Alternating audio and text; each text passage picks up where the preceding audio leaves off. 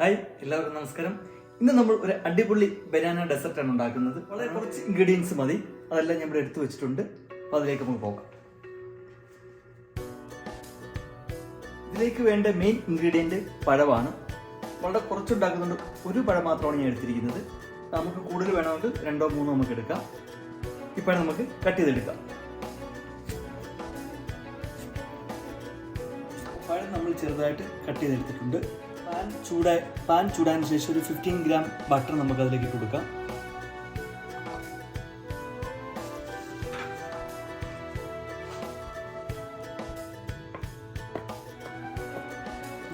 Melt ആയതിനു ശേഷം നമുക്ക് 1 ടേബിൾ സ്പൂൺ പഞ്ചസാര ഇട്ട് കൊടുക്കാം. ചിലർ ബ്രൗൺ ഷുഗർ ഇടും.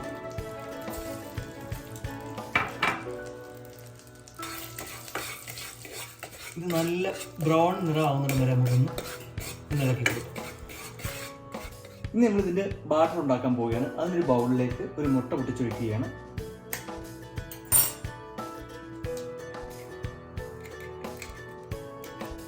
അതിനുശേഷം 2 സ്പൂൺ പഞ്ചസാര ഇടാം.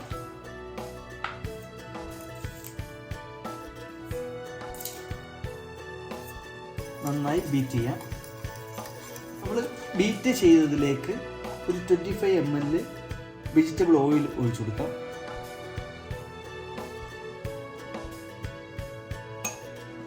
അതോടൊപ്പം തന്നെ ഇതൊന്ന് മിക്സ് ചെയ്തതിന് ശേഷം ഒരു 50 ml മിൽക്ക് അത് ഒഴിച്ചു കൊടുക്കാം.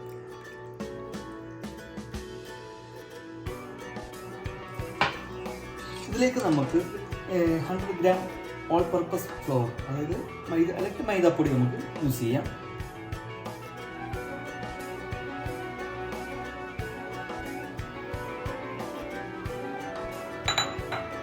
അതോടൊപ്പം തന്നെ ഒരു 25 ഗ്രാം കൊക്കോ പൗഡർ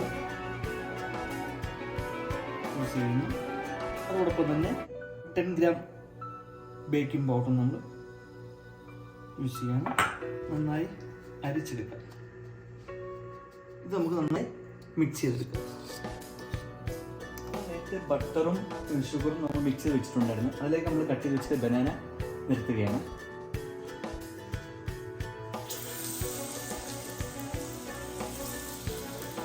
ഇത് കറക്റ്റ് നമ്മൾ നിരത്തി വെച്ചിട്ടുണ്ട്. നമുക്ക് എത്ര വേണം അതനുസരിച്ചുള്ള പഴം നമുക്ക് കട്ട് ചെയ്ത് വയ്ക്കാം. ഇത് നമ്മൾ കുറച്ചുണ്ടാക്കുകയാണ്. അതിലേക്ക് നമ്മൾ നേരത്തെ മിക്സ് ചെയ്ത് വെച്ച് ബാറ്റർ അതിലേക്ക് ഒഴിച്ചു കൊടുക്കും.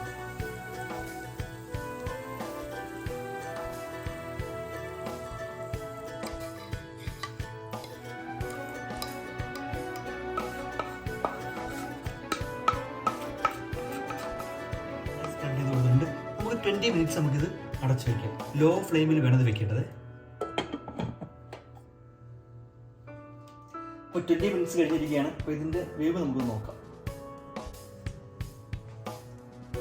നല്ല മണമൊക്കെ വന്നിട്ടുണ്ട്. കറക്റ്റ് വേവ് ആയിട്ടുണ്ട്. ഇത് നമുക്കൊരു പ്ലേറ്റിലേക്ക് മാറ്റാം. ഞാൻ ഈ പ്ലേറ്റിലേക്ക് മാറ്റുകയാണ്.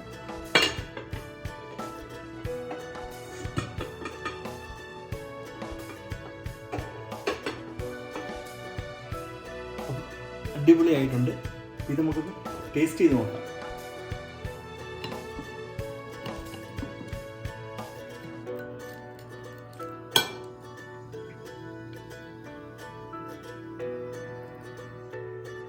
നല്ല സോഫ്റ്റ് ആയിട്ടുണ്ട്. കുട്ടികൾക്കൊക്കെ ഉണ്ടാക്കി കൊടുക്കാൻ പറ്റിയ നല്ലൊരു ഐറ്റമാണ്.